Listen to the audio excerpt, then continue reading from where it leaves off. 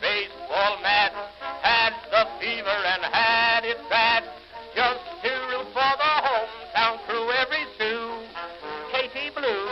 On a Saturday, her young beau called to see if she'd like to go to see a show, but Miss Kate said no. I'll tell you what you can do. Take me out to the ball game.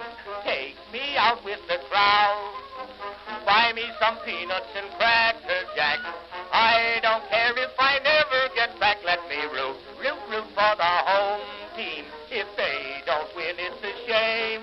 For it's 1, 2, 3 strikes, you're out at the old ball game. Well, Browns fans, here we are in the bottom of the 8th. And young Joe DiMaggio steps up to the plate to face Strickland. The Yanks have been hitting this young right-hander from Ray City, Georgia pretty good since he relieved Hogsett in the 4th. DiMaggio doubled off the kid back in the 6th. Here's the windup. And the pitch. A sinking low curveball for a called strike. Joe looked back at the ump and gave a shake of his head. I guess he thought it wasn't that close. DiMaggio is in his 2nd year with the Yanks and already making a name for himself here in the league. Joe steps back into the box. Here's the windup. And the pitch. Another curve for a called strike. That one looked like it got a little more off the corner. Strickland leans into Heath to get the signal. Shakes it off. Now he's ready. Here's the windup. And the pitch. Swing and a miss, strike 3. DiMaggio goes down swinging on 3 straight pitches. I think Joe thought that Strickland was going to come back with another curveball, and Joe was laying back waiting for it. And the big right-hander blew a fastball right past him. Look at that, would ya? The fans are giving the kid a standing ovation. Now that just might make the newspapers in Ray City, Georgia. How their hometown boy just struck out Joe DiMaggio.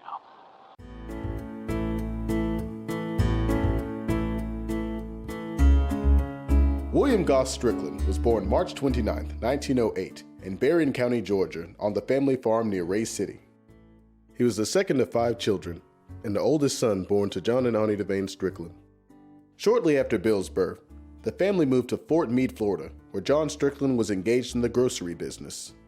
In 1913, Bill's father showed an interest in buying an orange grove near Fort Meade. While his father inspected the grove with the owner, Bill recalled walking under the branches of the orange trees at the age of 5, unaware he would spend over 50 years of his life in the citrus industry. However, the grove owner refused to sell out. Disappointed, John Strickland moved his family back to Berrien County in the new Lois community. They moved to a farm near the original Devane family homestead, located 7 miles south of Nashville on the Old Valdosta Road. Bill was enrolled at the King's Chapel 3-room schoolhouse, a 3-mile walk each way from the Strickland farm. He received his entire education through 8th grade at this rural schoolhouse. His favorite escape from the chores of farm life was his love of sports, especially baseball. Weekend games in Ray City offered him an opportunity to test his abilities. He was a gifted ball player. In 1923, Bill attended Nashville High School in the old public school on Washington Street. He immediately became a valued member of the baseball and basketball teams. In his senior year, he was a member of the 1926 Nashville State Tournament team.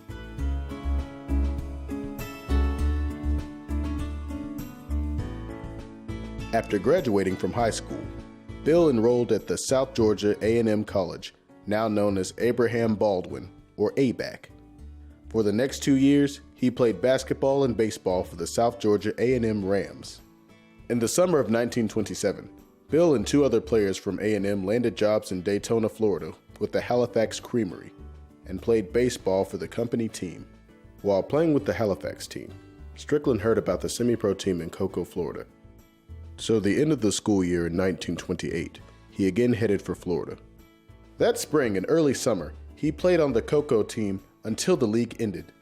He then headed back to Georgia where he got on the Douglas team of the Brightleaf Tobacco League and finished out the summer. In the fall of 1928, Bill transferred to Georgia Tech on a full scholarship to play basketball and baseball for the Yellow Jackets.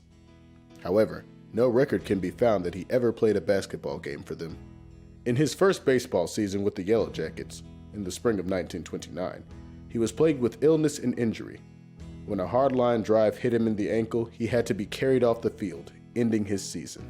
He started the 1930 season missing his rotation due to a severe cold, but he did finish the year much stronger. However, his record was only 2-3, due mostly to Tech's well-documented defensive support. In spite of his lackluster pitching record, he was still among the top Yellow Jacket pitchers that year and was awarded his letter and became a wearer of the T.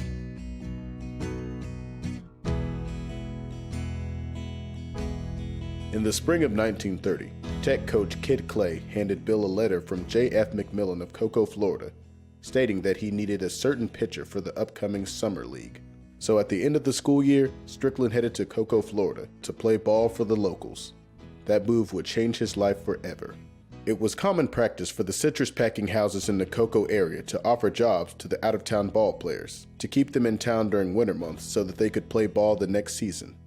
Bill was hired by the American Fruit Growers Company and spent the early season pruning citrus groves. When the packing houses opened up, he worked as a packer at 8 cents a box. By the end of the baseball season, Bill had taken his first job in the citrus industry that would eventually occupy the next 50 years of his life. And he met and fell in love with Miss Eleanor Weinberg. The following year, on June 26, 1931, in the middle of the baseball season, Bill and Eleanor were married. For the next 2 years, Strickland continued to work at the American Fruit Growers Packing House and playing baseball for the Cocoa and Sanford semi-pro teams.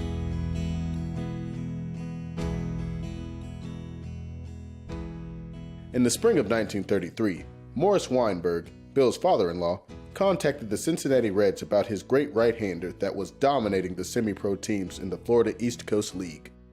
The Reds agreed to take a look at Strickland in a few exhibition games in Tampa. Reds manager Donnie Bush was impressed with what he saw and signed Bill to his first professional contract. Bill was assigned to Cincinnati's newly acquired Class B club, the Rock Island, Illinois Islanders of the Mississippi Valley League. His rookie season was pretty strong, pitching in 33 games with a 15-11 record in spite of nagging health problems. With a strong rookie year under his belt, Rock Island had great hopes for Strickland in 1934. But the league folded and the Rock Islanders were without a major league affiliate. In 1934, the Islanders joined up with the Class A Western League. Strickland had a fresh start and showed he could pitch steady when healthy, earning a 14-7 record, 5th in the league. And that is how Rock Island finished in 1934, in 5th place.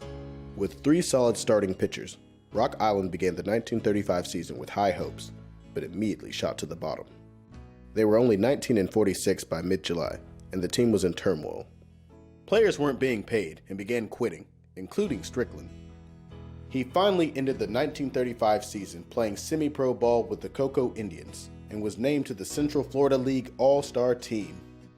During his off-season in the winter of 1935, he was still working in the citrus business, now as an assistant manager of shipping with the Brevard Packing Company in Brevard County, Florida.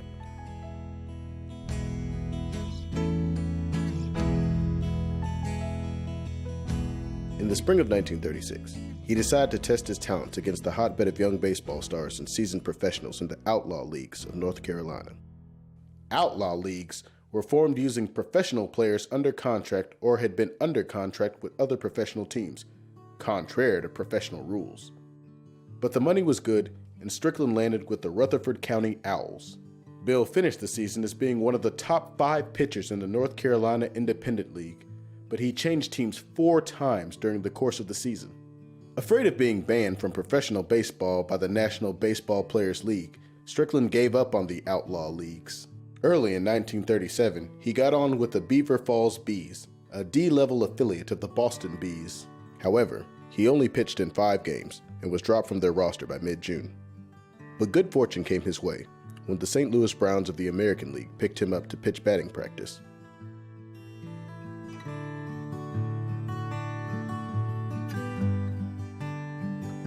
Throughout the 1930s, the St. Louis Browns were notorious cellar dwellers of the American League.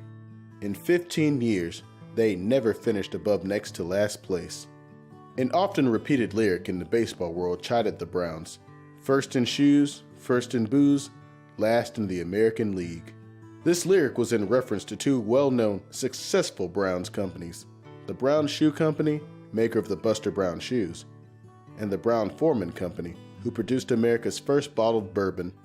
Strickland was signed by the Browns in July 1937 during the All-Star break.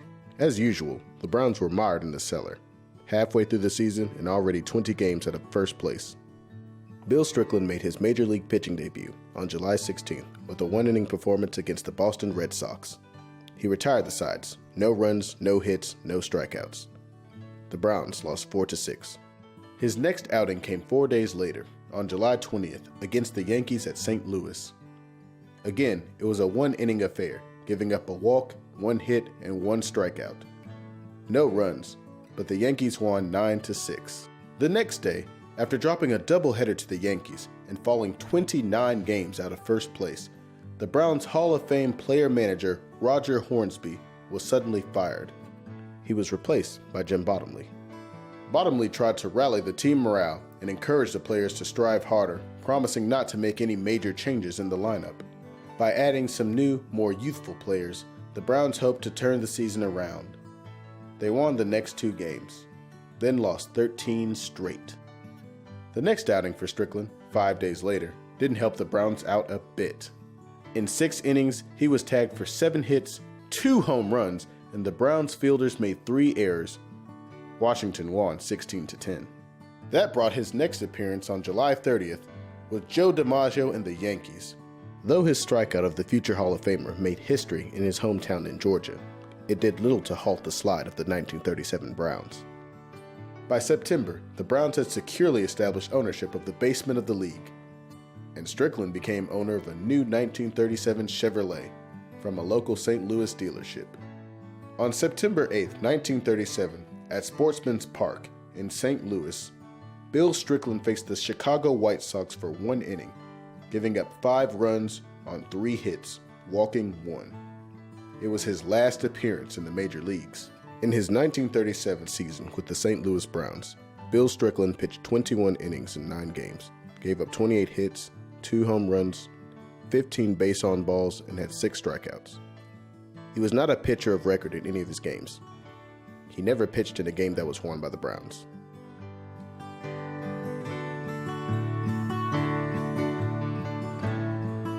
Returning home to Cocoa, Florida in the winter of 1937, Bill was still a St. Louis Brown and fully expected to be pitching for the Browns again in the 38th season.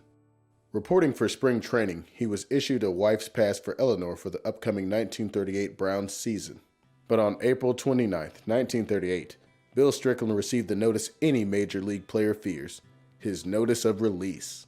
Strickland was assigned to play for the Dallas Steers, then was quickly sold to the San Antonio Missions of the Texas A1 Minor League.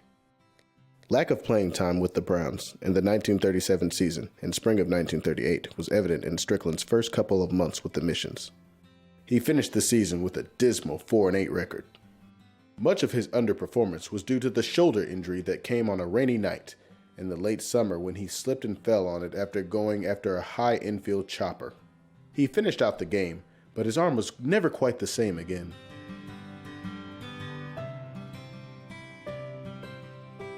Strickland's season with the Missions proved to be a pivotal time for the remainder of his baseball career.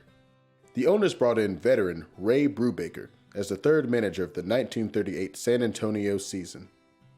Brubaker was impressed with the maturity and work ethic of the big right-hander. At the end of the season, Bill returned home to Florida, taking a position with the Cocoa Merritt Island Citrus Association as manager of local sales and shipping, not knowing where he would end up playing in the spring of 1939.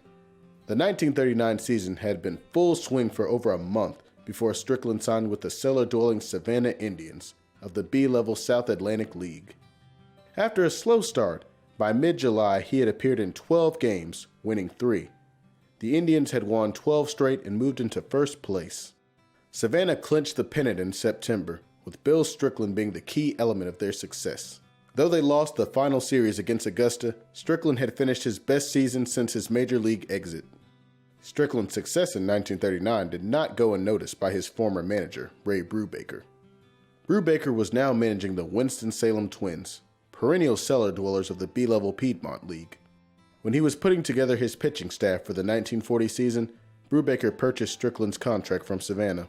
But in spite of decent pitching from Strickland, the Twins still finished the 1940 season at the bottom of the league. Strickland was rewarded a watch from a local jeweler for having the best pitching record on the club, 9 wins and 9 losses. In 1941, Brubaker had moved to Elmira, New York as manager of the Elmira Pioneers, an affiliate of the Detroit Tigers and the A-Class Eastern League. As at Winston-Salem, Brubaker was faced with rebuilding a team filled mostly with youngsters and end-of-career players. But he also had 2 standouts who would become Hall of Famers, Eddie Robinson and Sal Magley. And again, to help Magley anchor his pitching staff, Brubaker brought in Bill Strickland, the only pitcher with any major league experience on the club. That 1941 Elmira Pioneers would be the most successful team that Strickland ever played on. Though Bill suffered with health issues again this season, his relief roles on the mound proved to be a great asset to the team. The Pioneers went on to win the Governor's Cup Championship Series.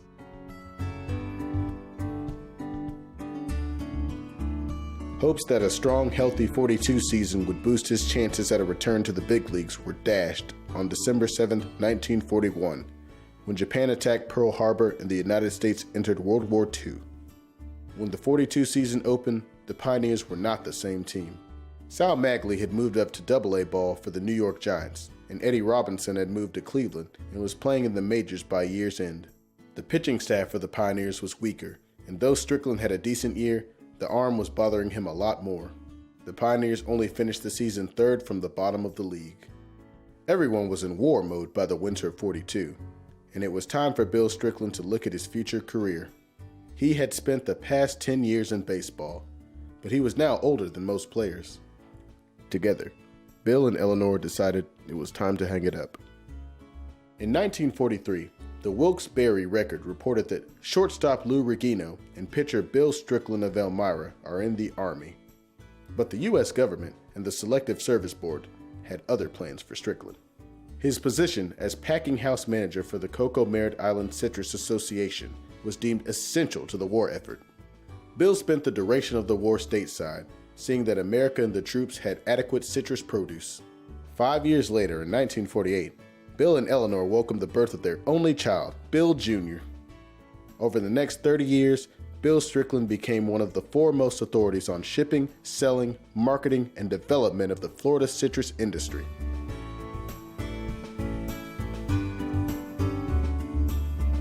On October 8, 1956, Bill was in New York negotiating a very important agreement with the citrus auction market. He also had tickets for Game 5 of the World Series between the Yankees and the Dodgers. He especially wanted to watch his old teammate Sal Magley of the Brooklyn Dodgers, who was the starting pitcher in Game 5. However, World Series games in 1956 were played in the daytime. Bill had hoped to finish early enough to attend the game, but the citrus auction negotiations dragged on well into the evening. He was elated with his ultimate success with the market agreement, but was disappointed that he had missed witnessing baseball history. You see, Sal Magley was pitching against the young Yankees right-hander, Don Larson. Sal Magley pitched a beautiful game, allowing only 2 runs on 5 hits. But Don Larson was even better that day. As a matter of fact, he was perfect. 27 batters faced him, 27 batters sat down. Not a single one reached base. Strickland had missed seeing the only perfect game ever pitched in World Series history. But as disappointed as he was in missing the game, he was more elated with the citrus agreement. He had moved beyond his baseball career.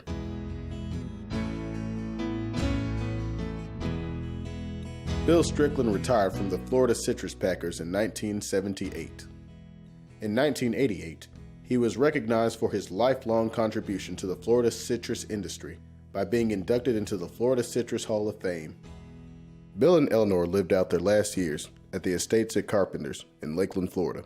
In the hallway of their home, the only remembrance of his 10-year baseball career was an 8x10 photo of him in his St. Louis Browns uniform. In fact, he was always prized of Eleanor's prize-winning floral arrangements and her delicious recipes made from his lifetime product, oranges.